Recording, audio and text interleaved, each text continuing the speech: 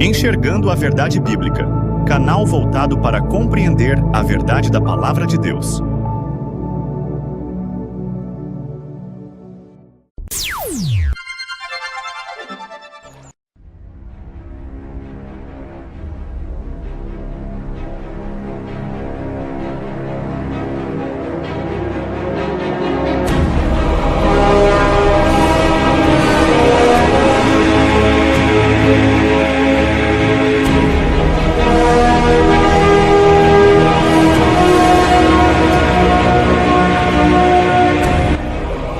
Olá, paz seja contigo. Meditação e reflexão.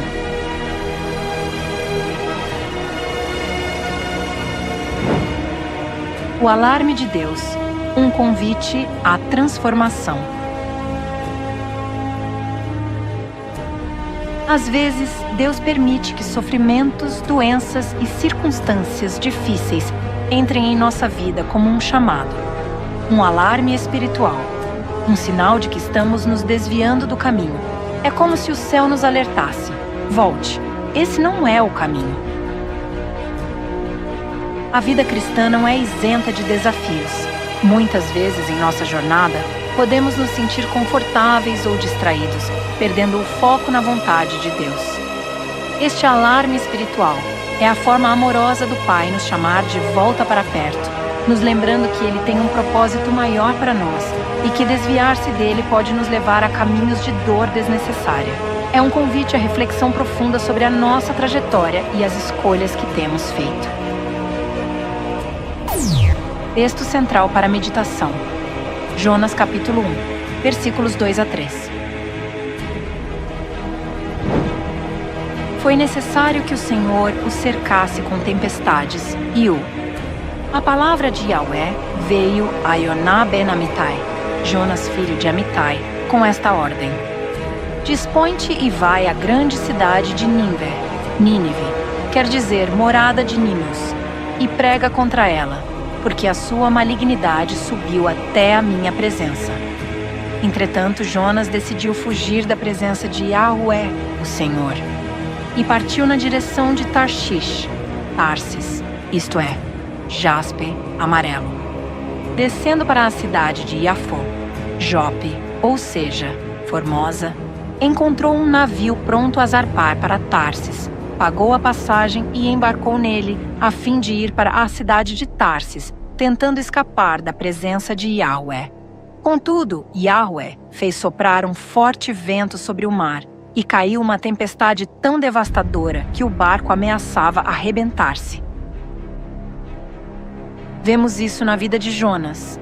Deus o enviou a Nínive, mas ele decidiu seguir na direção oposta, colocar-se no ventre de um grande peixe, para que ele, finalmente, parasse e ouvisse. Às vezes, é preciso sermos confrontados com nossos próprios erros para que possamos nos alinhar à vontade de Deus.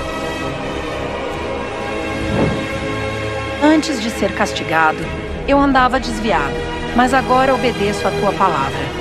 Salmo número 119, versículo 67. A história de Jonas é um exemplo clássico da soberania de Deus e de sua persistência em nos conduzir. Ele não desiste de nós, mesmo quando falhamos ou resistimos. O sofrimento que Jonas experimentou não foi para castigo eterno, mas para correção e redirecionamento. Da mesma forma, Deus pode usar as adversidades em nossas vidas hoje para nos despertar. O Salmo número 119, versículo 67, ecoa essa verdade. Muitas vezes, o incômodo ou a dor são catalisadores para a obediência e o retorno à palavra. Talvez você tenha recebido um alerta recentemente, uma enfermidade, a falta de dinheiro ou trabalho, uma crise emocional, a depressão ou até uma traição. Talvez de alguém em quem você confiava e que acabou te colocando em uma situação de dor, confusão e conflito. Talvez alguém tenha te mostrado as suas limitações, observando que você precisa mudar e melhorar no que faz. e você enxergou isso como uma ameaça, sem compreender o verdadeiro valor da crítica construtiva e da necessidade de mudança. Ou ainda, talvez tenha sido uma perda, uma decepção ou uma injustiça. Mas, e se tudo isso for Deus tentando abrir os seus olhos? E se Ele estiver mostrando que algo dentro de você precisa mudar?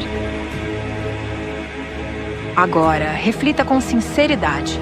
Quantas vezes você se envolveu em fofocas, julgamentos precipitados, interpretações distorcidas, mentiras, invenções e intrigas? Quantas vezes buscou informações sobre a vida do outro não para ajudar, mas para alimentar a vaidade, sentir-se superior ou espalhar confusão? Aqui, a reflexão nos convida a uma autoanálise profunda. As dificuldades externas que enfrentamos podem, na verdade, ser um espelho para questões internas não resolvidas. A reflexão sobre fofocas, julgamentos e intrigas nos desafia a olhar para a nossa própria responsabilidade em semear a discórdia ou a desarmonia. Deus nos chama a um padrão mais elevado de conduta, que reflete o seu amor e a sua verdade em todas as nossas interações. Há pessoas que se colocam como juízes, falam pelas costas, agem com falsidade, conspiram em vez de socorrer, preferem excluir ao invés de unir e defendem um lado enquanto condenam o outro, sem sequer conhecer a verdade completa. Tornam-se instrumentos de divisão, e isso diante de Deus é gravíssimo. Existem também os omissos, e às vezes têm um papel de liderança e não ajudam. Aqueles que veem o erro e permanecem neutros, passivos, cúmplices do mal por meio da própria inércia. Não estendem a mão, não curam, não pacificam, apenas observam e deixam as coisas à deriva. Ou pior, contribuem com palavras, atitudes ou omissões que ajudam a destruir. A crítica aqui se estende para a postura de julgamento e omissão. O papel do cristão é ser agente de paz e unidade, não de divisão. A omissão, especialmente para aqueles em posição de liderança, é vista como cumplicidade, pois a inação diante do erro pode permitir que o mal prevaleça. Ser neutro quando se deveria agir é uma forma passiva de rejeitar o chamado de Deus para sermos sal e luz neste mundo. Outros ainda se consideram sábios, mas vivem dominados pelo orgulho, vaidade, mentira e falta de competência, sem reconhecer a real necessidade de transformação. Outros só sabem ficar reclamando da vida, do seu passado, da esposa, do marido, dos filhos, dos seus pais, reclamam de tudo e se colocam como os únicos sábios e certinhos. E você? Que tipo de fruto tem gerado? Você se identifica em alguma parte? Esta sessão nos confronta com a verdade sobre o orgulho e a vaidade, inimigos da transformação. Aqueles que se consideram autossuficientes e que apenas reclamam da vida estão presos a uma mentalidade que impede o crescimento. A pergunta final: que tipo de fruto tem gerado?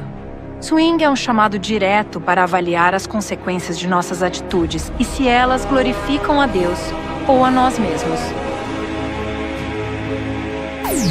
Conclusão: Deus vê o que está escondido. Ele sonda os corações e, ainda assim, nos chama com amor à transformação. Mas, para isso, é necessário reconhecer o erro, arrepender-se de verdade e se comprometer com uma mudança sincera.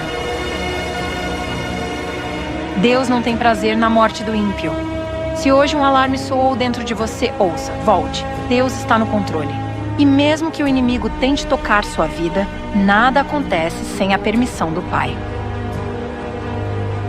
O sofrimento pode ser, na verdade, um convite divino à restauração.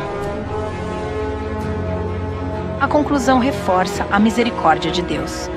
Apesar de Ele conhecer nossos corações e ver nossas falhas mais ocultas, seu desejo é nos redimir e restaurar, não nos condenar.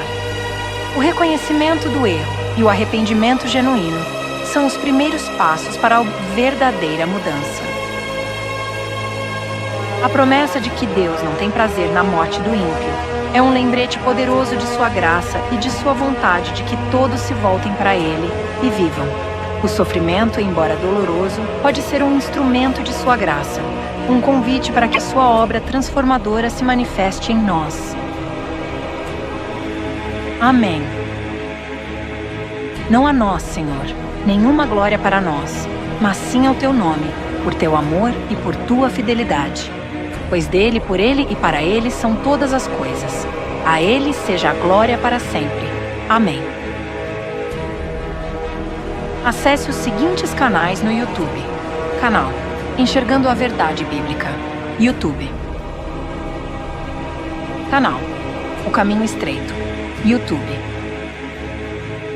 Canal do Evangelista Flávio. YouTube. Canal Como Diz a Escritura. YouTube. Se inscreva nestes canais e assinem o sininho para receber notificações quando tiver novos vídeos e transmissão de live ao vivo. Acesse também o site da Igreja de Deus Movimento Congregacional em www.igrejadedeus.com.br. Neste site você encontrará vários estudos da sã doutrina, seja em áudios, vídeos e PDF. Paz seja convosco.